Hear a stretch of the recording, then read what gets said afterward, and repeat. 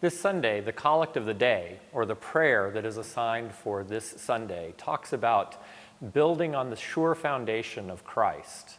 And all of the teachings of the Gospels are rooted on our chief cornerstone of Jesus Christ. So in response to that, we will begin our service singing, "Christ is made the sure foundation."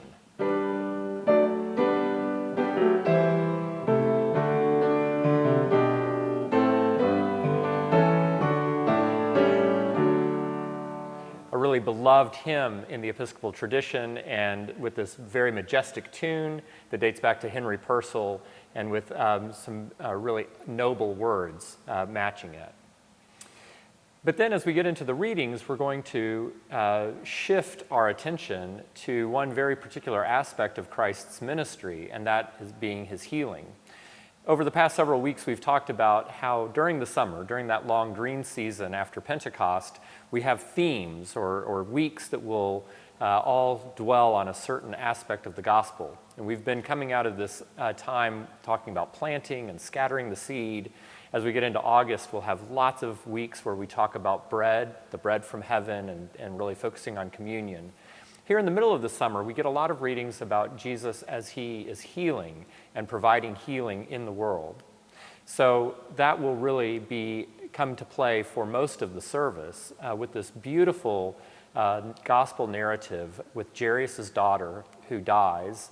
On the way to attend to her, Jesus is touched by a woman who is ill, and he feels the force leave his body. And just by touching her cloak, she is healed. And then, of course, beyond that, he raises Jairus' young daughter from the dead. So lots of very tender images of healing power.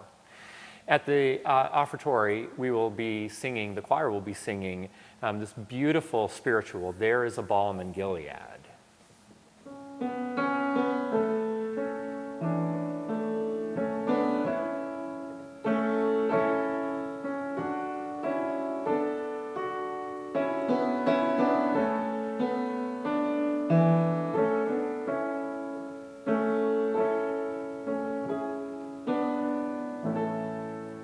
That beautiful soprano solo that comes in the verses. A really beloved tune and something that speaks to the peace and healing that Jesus brings to all of us. At communion, we will be continuing that meditation as we sing, "Thine arm, O Lord, in days of old was strong to heal and save. It triumphed over disease and death, over darkness and the grave."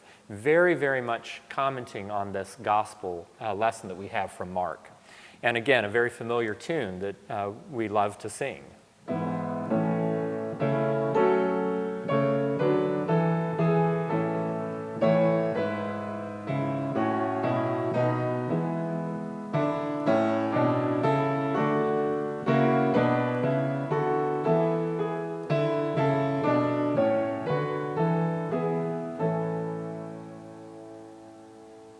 And then at the end, we'll go out with one more little healing moment, "Oh, for a thousand tongues to sing," this really marvelous text by Charles Wesley, one of our most prolific hymn writers represented in the hymnal, and the author of some of our most familiar and beloved texts. Here paired with a German tune written by the composer Karl Gläser, but was collected by the American hymnologist Lowell Mason.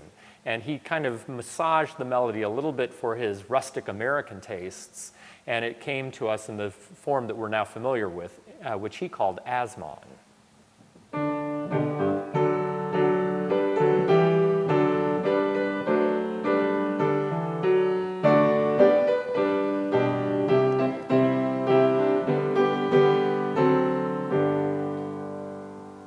So a lot of really familiar and beloved tunes, a lot of time to really think about Christ's healing presence in our lives, a lot of really wonderful things that combine into the service.